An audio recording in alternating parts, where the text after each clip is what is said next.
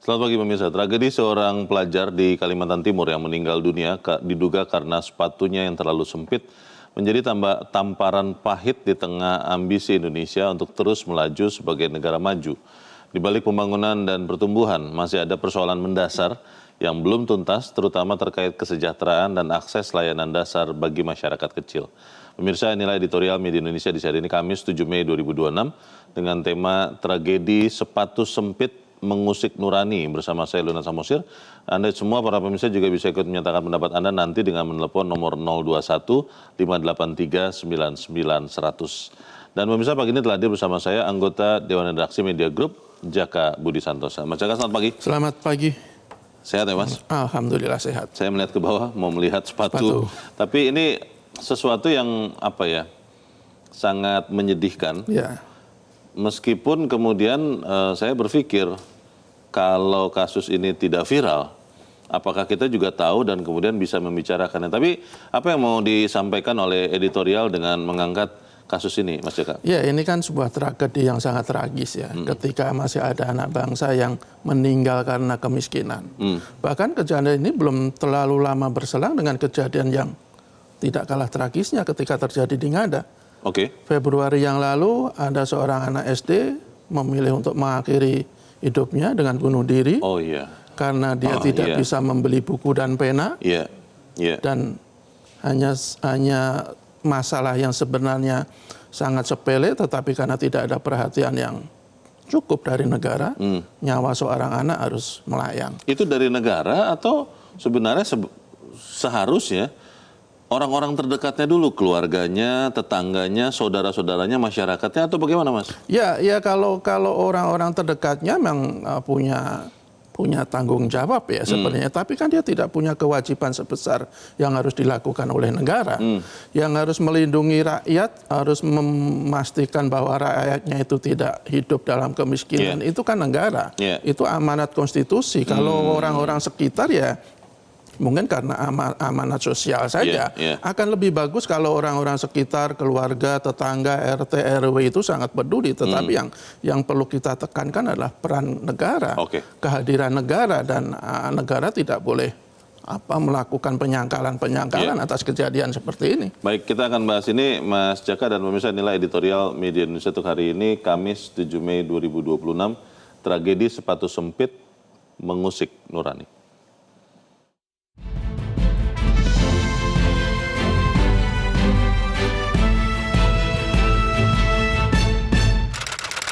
Tragedi sepatu sempit mengusik nurani.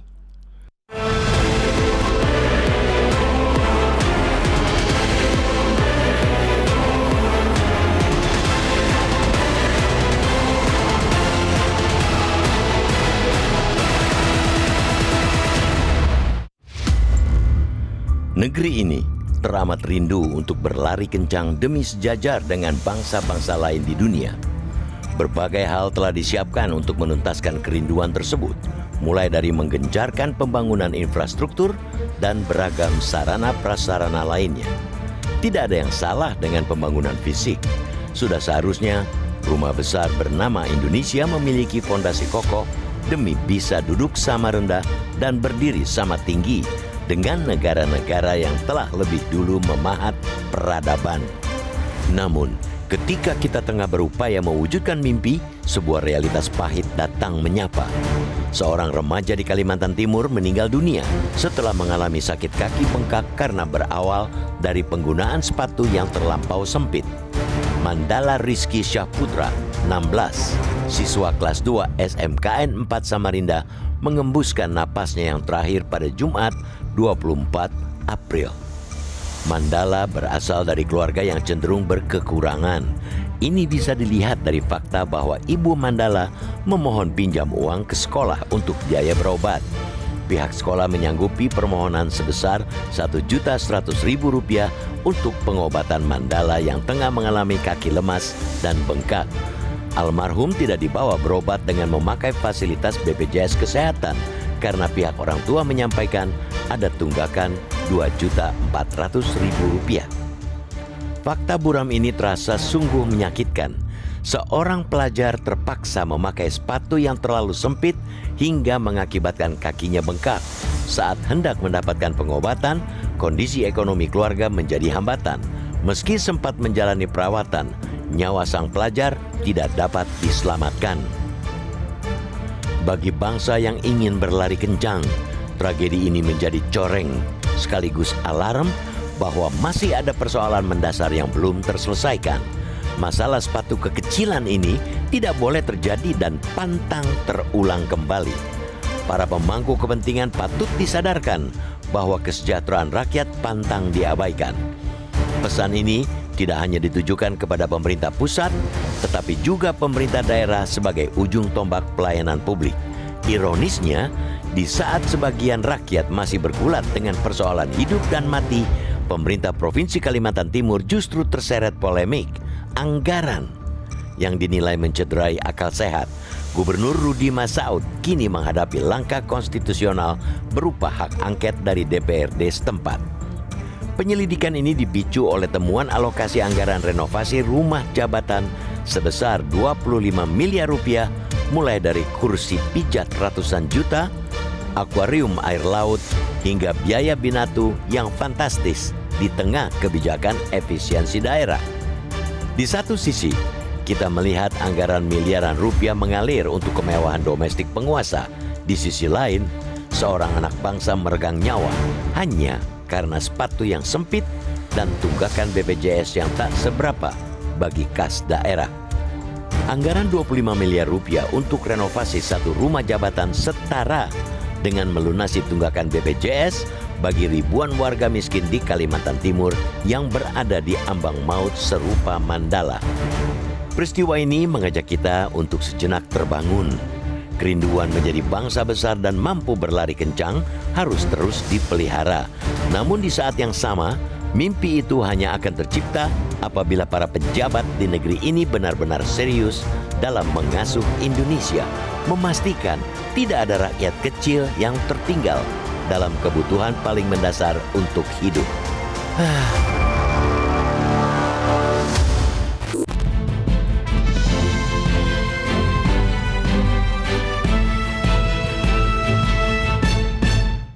Di bagian berikut Anda bisa ikut menyatakan pendapat Anda, pemirsa. Untuk saat ini tetaplah bersama kami.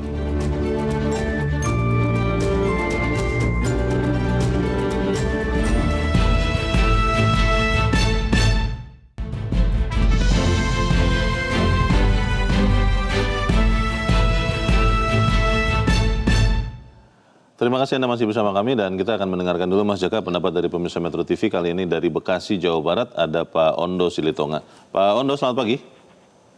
Selamat pagi, Bung Leo. Selamat pagi Pak Ondo. Bagaimana Pak? Ini ada tragedi tapi kalau kita lihat, saya tadi mengatakan ke Mas Jaka, kalau tidak viral jangan-jangan kita tidak tahu juga. Silakan pendapat Anda Pak Ondo. Setuju saya, kalau nggak viral ini udah tahun 2024 kalau nggak salah ya. Baru sekarang kita ketahui. Saya mendengarnya ini sangat miris sekali, Bung Leo. Anak usia 16 tahun, adik Rizky ini meninggal karena sakit, sepatunya kekecilan dan BPJS nunggak. Saya bertanya dalam hati, apa iya RT RW setempat tidak sensitif jemput bola bantu warganya yang miskin untuk bisa urus BPJS, PBI ya, penerima bantuan iuran yang gratis itu. Juga sekolahnya tidak sensitif. Orang tuanya pinjam uang buat bayar berobat dan diberi, kok nggak dibantu juga urus PBI-nya gitu loh. Lebih miris lagi Bung Leo, gubernurnya menganggarkan miliaran buat mobil, renovasi rumah 25M, tetapi warganya ada yang hanya untuk beli sepatu 100 ribuan itu aja tidak mampu, nggak kecil mulai mereka. Juga lebih miris lagi saya, kenapa Mensos tidak mengendus hal ini, dijaring harusnya untuk masuk sekolah rakyat. Ya sudahlah, kita capek-capek mau bicara begini, MBG dapat tapi sepatu nggak dapat, ya sama aja bohong gitu loh. Terima kasih. Terima kasih Pak Ondo Silitonga di Bekasi, Jawa Barat. Selamat pagi Pak. Ini kan kita belajar Mas Jaka, sudah terjadi ya. Dan kita menganalisis kenapa, supaya kemudian kita mencegahnya tidak terjadi lagi. Tapi pertanyaannya, dalam kondisi sekarang, siapa yang kita mintakan untuk segera membenahi masalah ini? Ya, semua pihak. Artinya begini, ini apa yang dialami Mandala ini, keluarganya itu mungkin karena ada ketidakterbukaan antara lingkungan sekitar, betul tadi Pak Ondo bilang, RT, RW, kenapa dia tidak ngeh dalam situasi yang dialami oleh warganya. Kemudian kita juga mempersoalkan bagaimana sinkronisasi data antara daerah dengan pusat. Betul apa yang dikatakan oleh Mensos, bahwa dia akan segera melakukan percepatan sinkronisasi data. Tetapi kapan sinkronisasi data itu bisa segera dilakukan? Karena semestinya ya ketika terjadi tragedi yang sangat memilukan Februari lalu di NTT, ya semestinya sinkronisasi data itu betul-betul dikencarkan. Tetapi faktanya hal ini masih terjadi. Jadi masih ada persoalan-persoalan yang menurut saya tidak boleh lagi ditunda-tunda oleh negara, baik itu pemerintah daerah maupun pemerintah pusat. Karena kalau kita biarkan hal seperti ini, dan saya yakin sebenarnya tidak hanya di Ngada, tidak hanya di Samarinda, jangan-jangan masih ada anak-anak di daerah-daerah lain yang nasibnya serupa, cuman karena tidak terekspos, karena tidak viral, ya akhirnya tertutup oleh situasi. Jadi ini tidak boleh betul-betul dibiarkan oleh negara. Negara harus betul-betul hadir karena ya konstitusi itu mengamanatkan mereka, memerintahkan mereka untuk melindungi segenap tumpah darah dan seluruh anak bangsa. Kalau masih ada anak bangsa yang meninggal karena kemiskinan, itu ironis betul dalam sebuah negara yang sudah merdeka dan katanya ingin menjadi negara maju. Masalahnya kan Mas Jaka, memori kita ini pendek ya. Tadi kalau Mas Jaka saat mengatakan Februari lalu di Ngada, saya sempat berusaha mengingat Mas, karena jujurnya sudah mulai lupa. Dan kalau tragedi di Samarinda ini kita 1 minggu lagi deh dari sekarang, apa kita masih ingat? Nah ini bagaimana kita benar-benar memastikan ada perbaikan Mas. Kayak seperti yang di Ngada itu, saya juga belum tahu tuh perbaikannya sekarang seperti apa. Bagaimana Mas? Ya kalau di Ngada katanya kan pemerintah daerah atau aparat setempat kan sudah turun tangan untuk membantu keluarganya agar saudara-saudara yang lainnya itu tidak mengalami hal serupa. Dan ini kan sebenarnya negara itu tidak harus menunggu kejadian setragis ini terjadi. Kan? Ya seharusnya melakukan antisipasi, betul-betul memastikan bahwa tidak ada satupun rakyatnya yang hidup dalam kemiskinan ekstrim seperti ini. Kalau kemudian keluarga yang sepertinya miskin, dia tidak mendapatkan fasilitas BPJS PBI, kan jadi pertanyaan kita juga. Penerima bantuan iuran itu ya. Kalau kita lihat kan katanya dia pernah meminjam uang ke sekolah karena untuk berobat, karena BPJS-nya tidak bisa lagi digunakan karena dia menunggak sekian juta. Juga di BPJS berarti kan selama ini dia tidak menerima PBI, berarti bayar sendiri. Ya kalau orang miskin masih harus bayar sendiri, ya perlu kita pertanyakan apakah mereka emang betul-betul tidak berhak, atau karena mereka berhak tapi luput dari kepedulian negara. Kalau itu yang terjadi, ya tragis betul negara kita ini. Kalau bicara di Samarinda kan di saat bersamaan kita juga sedang melihat kepala daerahnya, gubernurnya kan malah sedang menghadapi kemungkinan diangket oleh DPRD-nya ya. Apakah gara-gara itu kemudian kita melihat tragedi ini, ya ini bakal lolos lah dari seorang yang anggarannya saja pun dipertanyakan oleh wakil rakyat di sana. Bagaimana Mas? Ya di Kalimantan Timur ini, di Samarinda Kalimantan Timur ini itu kan terjadi paradoksal yang luar biasa. Ketika ada anak bernama Mandala Rizky harus meninggal diduga karena sepatunya kesempitan, tidak sanggup beli sepatu, tidak sanggup sepatu karena miskin, tetapi kepala daerahnya justru berfoya-foya, justru jor-joran menggunakan uang rakyat untuk kepentingan yang semestinya tidak terkait langsung dengan rakyat. Itu uang rakyat ya? Uang rakyat. Bukan uang dia, bukan uang pemerintah. Kalau kita bagaimana kita lihat, dia sempat menganggarkan mobil dinas sampai 8,5 miliar. Kemudian menganggarkan renovasi rumah dinas sampai 25 miliar. Dengan fasilitas-fasilitas yang jauh di luar akal sehat. Ada kursi pijat. Ada kursi pijat harganya 125 juta, ada akuarium air laut, ada binatu yang biayanya ratusan juta. Dan yang paling fatal menurut saya, kepala daerah Kalimantan Timur ini mengukur marwah daerah dengan sebuah kemewahan.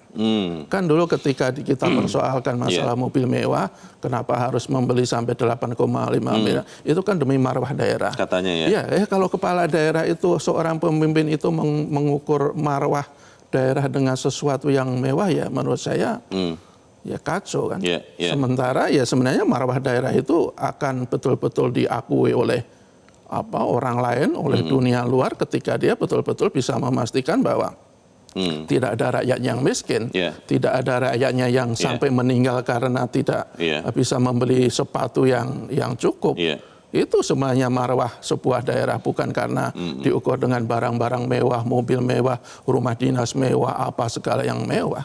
Tadi di berita dalam headline pukul 7, Kementerian Sosial, Menteri Sosial Saifullah Yusuf mengatakan sudah mengirimkan tim untuk mengakses, lalu juga untuk memastikan bantuan.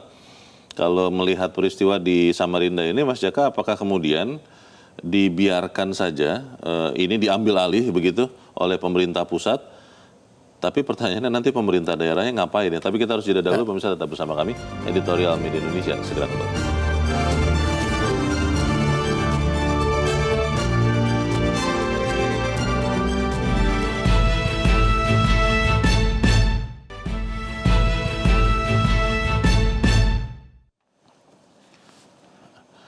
Terima kasih Anda masih bersama kami dan kita ada di bagian akhir diskusi kita pagi ini. Mas Jaka, bagaimana kita saya tidak tahu ya, apakah saya terlalu naif untuk berharap ini adalah kejadian terakhir yang mengenaskan seperti ini. Tapi bagaimana kita mendesak ya pemerintah daerah Kalimantan Timur, lalu juga pemerintah pusat untuk memastikan peristiwa seperti ini tidak terjadi lagi? Ya, sebenarnya kuncinya kan ada di koordinasi ya. Artinya pemerintah daerah itu bisa memberikan data yang betul-betul valid, siapa yang harus mendapat bantuan dari pusat, siapa yang tidak berhak atau malah berhak. Itu kan selama ini kan masih menjadi persoalan, dan kalau kemudian Mensos tadi Menteri Sosial menyatakan sedang melakukan assessment ke daerah, itu kan yang untuk memastikan sebenarnya layak nggak ini keluarga ini mendapatkan bantuan. Ya sekali lagi kan semestinya kan tidak harus menunggu tragedi itu terjadi. Semestinya dari aparat paling bawah itu bisa betul-betul memberikan masukan, memberikan data yang akurat, yang valid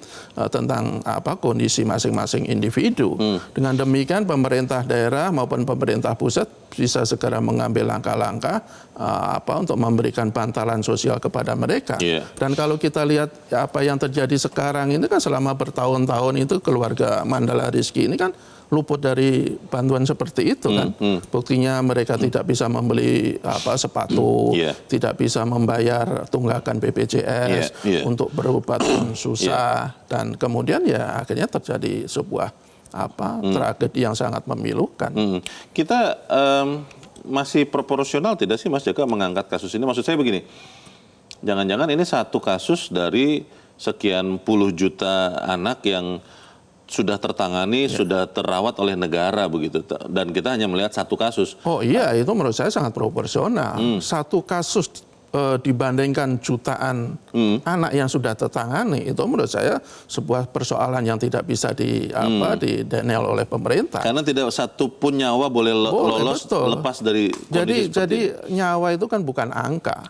Jadi nyawa itu betul-betul harus dilindungi oleh negara, dan sekali lagi karena itu adalah perintah konstitusi. Tidak boleh satupun nyawa anak kita itu melayang hanya karena persoalan yang semestinya bisa kita cegah, semestinya bisa negara tanggulangi. Kalau semuanya berjalan baik, berjalan sesuai dengan jalurnya misalnya, saya pikir hal seperti ini tidak perlu terjadi kok. Waktu di Ngada, kalau dari awal itu ke lingkungan sekitar, aparat paling di bawah, pemerintah daerah itu peduli dan sensitif terhadap lingkungan sekitar, ya saya pikir itu tidak usah ada nyawa anak kita yang harus melayang sia-sia. Apakah kita bisa yakin ya Mas Jaka bahwa peristiwa menyedihkan seperti ini tidak akan terjadi lagi? Harus yakin, cuman persoalannya ya masih ada keraguan, ya menurut saya wajar, karena kalau kita lihat ya apa ya, ada tradisi yang menurut saya tidak pernah bisa kita selesaikan. Kita itu hanya begitu peduli, begitu ramai membicarakan ketika terjadi sesuatu yang memilukan.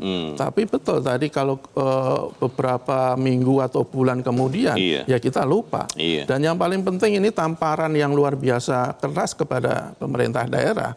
Sekali lagi kita ingatkan kepada pemerintah daerah, kepala daerah, jangan menjadikan kemewahan itu sebagai ukuran marwah daerah.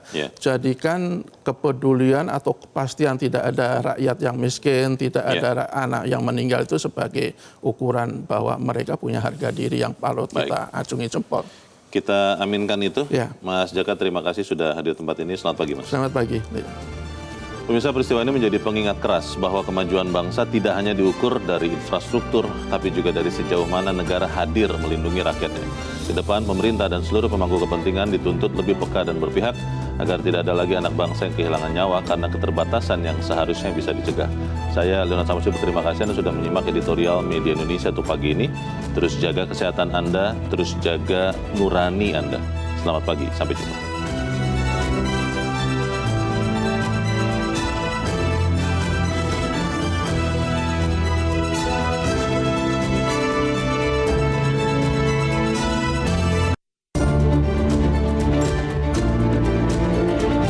Jelajahi cara baru mendapatkan informasi. Download Metro TV Extend sekarang.